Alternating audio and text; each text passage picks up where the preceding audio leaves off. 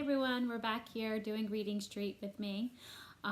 We are on Unit 3, Week 4, and we are still doing our Eye of the Storm, Chasing Storms with Warren Failey. So hopefully you watched the other two videos where we kind of gave you an introduction about hurricanes. And now we're just going to do a little quick review before we get into the next two pages. So the first thing, of course, I want to ask you about is, or what is the question of the week? So our question of the week is, how do weather patterns affect our lives? Okay, so when we're reading the story, that's what we're always thinking about, is how weather affects our lives. And specifically, we know that Warren Failey is a person who depends on weather for his job. So we talked a little bit about Warren Failey the last time that we got together, and we found out a couple things about him.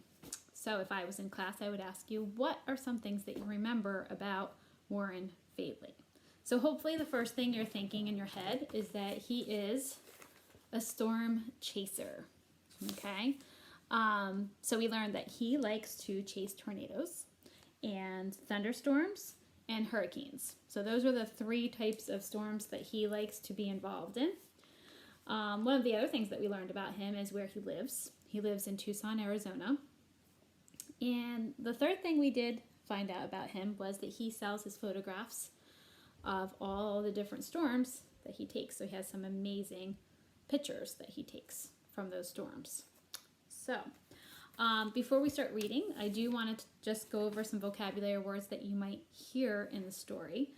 So here's some of our words, and when you're on Raz Kids, there should be some lessons with these words and the meanings and things like that. So it's good that we're talking about them right now. So our first one is blizzard. We have ditch, estimate, hurricane, meteorologist, powerful, severe, shelter, tornado, and unpredictable. Our tested vocabulary words, these are words that you're going to have to know what they mean, is destruction, expected, forecasts, inland, shelter, and search. So those are some words that we're going to hear as we're reading, especially today. We have a couple yellow, bold words.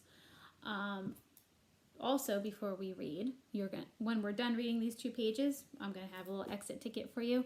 So make sure that you're really listening. So let's preview some of those questions that I might ask you.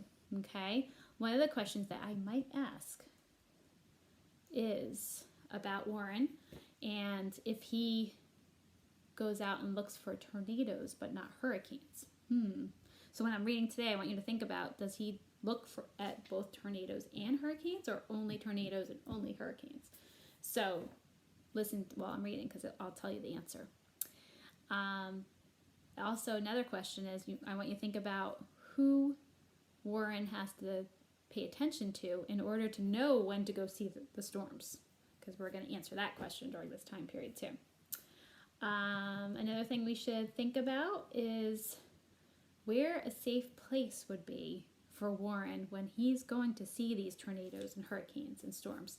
Where would be the safest place for him to be? So that's going to be one of your questions too. So make sure that you're really listening while I'm reading. I'm going to go ahead and start reading and then show you a couple of pictures that he took. And there's actually a picture of him doing his work. So listen carefully as I read. So it says, the last thing that we ended with, we were talking about him using a computer to get information on tropical storms and hurricanes that are moving towards North America. He says, I can't go out and look for a hurricane or watch one develop. Like I can with tornadoes and lightning, says Warren. When a hurricane is forming, I look at the satellite pictures. I listen to weather forecasters talk about it, and I pay attention to what the scientists and the meteorologists think the hurricane is going to do. So think about those people, the scientists, the meteorologists, the weather forecasters. Okay, they're the ones who he has to really pay attention to in order to know where to go with the hurricanes. Hurricane paths are very hard to predict. Often a hurricane will roar right up the coast and then stop and go away. So I want to be sure that I'm going to have a storm to photograph before I travel all the way to the East Coast. Because of course, you know he's going from Tucson, Arizona all the way to the East Coast. He doesn't want to go there for nothing, right? When weather forecasters predict a hurricane will strike the eastern United States, Warren flies to a city near the place the storm is expected to arrive. Flying is faster than driving. He has a shadow caster all the way from Tucson. Besides, a vehicle would not be safe during a hurricane. Branches, boards, and other loose materials carried by the hurricane winds quickly shatter the windows and damage any cars left outside. So if it's close enough to him, he will use this car that he uses. It's called the shadow caster. I'm going to show you a picture of it.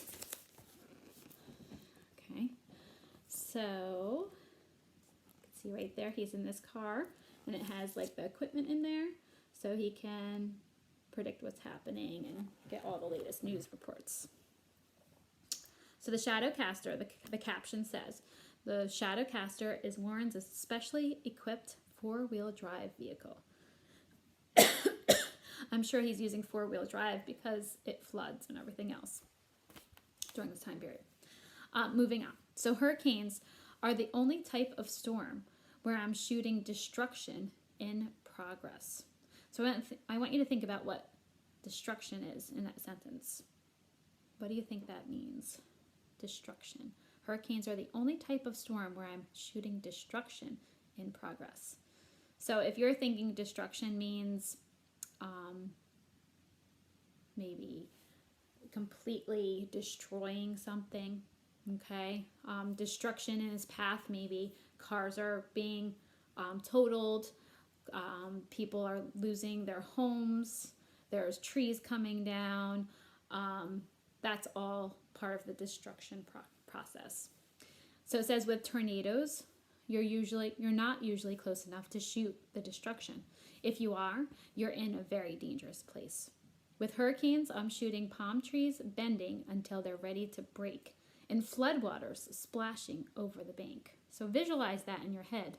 There's these palm trees, they're bending over because the wind is so fast. And the flooding, and we know that has to do with a huge amount of water coming through. Most of my hurricane photos are wind shots with heavy rains, and I'm going to show you a picture of that in a minute. It's a really neat picture. Finding a place to stay safe while I take hurricane photos is also a challenge. Think in your head, why do you think it would be a challenge to find somewhere safe? Isn't any house safe? But not in this case. Okay, some houses are more durable and can stand the wind better than other places. So, listen carefully, this is what he likes to do. I like to find a solid garage. A good concrete garage is going to be able to withstand the high winds. So he's smart. He goes into a very concrete place that's very strong that hopefully doesn't fall. Another danger with hurricanes is that the powerful winds can lift the seawater and carry it along the inland. So of course that's flooding, right? This is called storm surge. So when that water comes up really quickly, that's a surge of water. And it's like a flood from the ocean. When you're picking a spot to stay during the hurricane, you need to have some idea of how high the storm surge might be and how far inland it will go. Because of course he wants to stay safe during this time period. Okay, so I want you guys to think about everything that we talked about. I did go over some of the questions ahead of time. If you need to re-watch this video of me reading it so you can get the questions correct. And I want you to take your time and really write complete sentences for me. Okay, I've noticed the ones that are handing in your work and you're doing a good job. Thank you. So keep up the good work and I will see you next time for Reading Street. Bye.